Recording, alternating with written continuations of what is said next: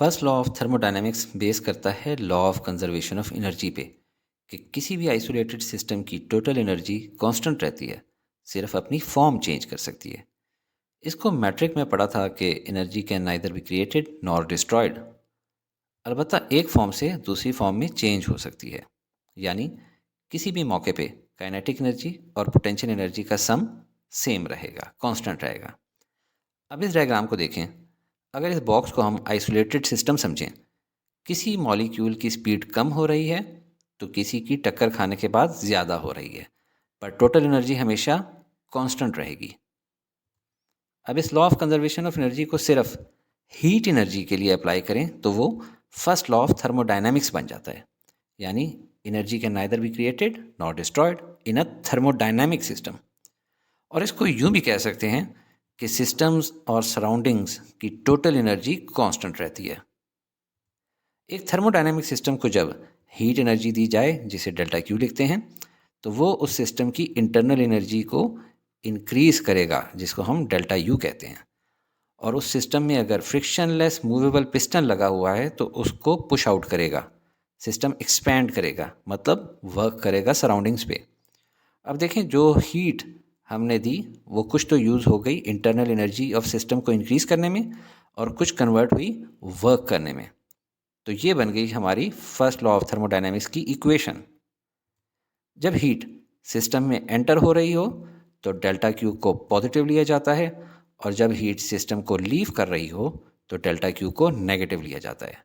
इसी तरह जब सिस्टम का टेम्परेचर राइज करे तो डेल्टा यू को पॉजिटिव लिया जाता है, और जब सिस्टम का टेम्परेचर डिक्रीज हो तो डेल्टा यू को नेगेटिव लिया जाता है।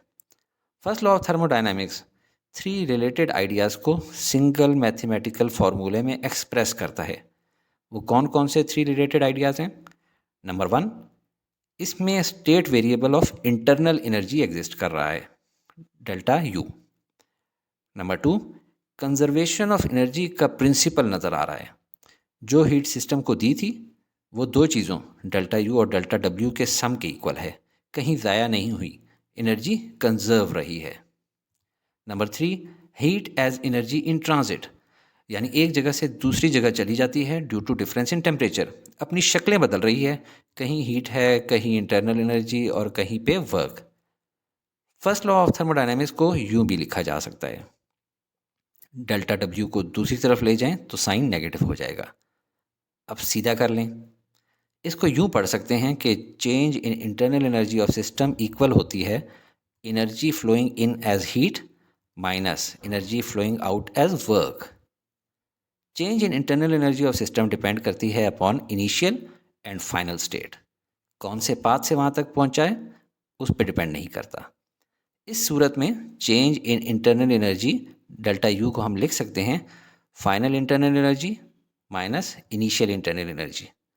अब इसको ऊपर वाली इक्वेशन में डालें, U B minus U A is equal to delta Q minus delta W. अगर सिस्टम एक साइक्लिक प्रोसेस से गुजरे, यानी जिस इनिशियल स्टेट से शुरू किया था कुछ प्रोसेसेस से गुजर कर उसी स्टेट में आ रहा, इसका मतलब U B is equal to U A.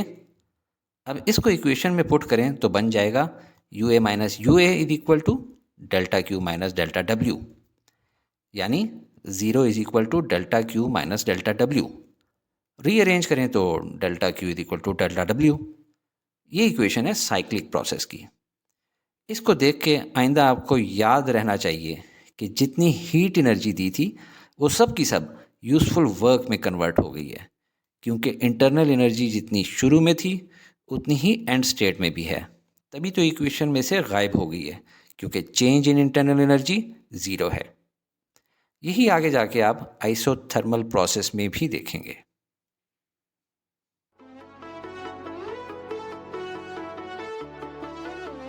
Study with me, a learning experience.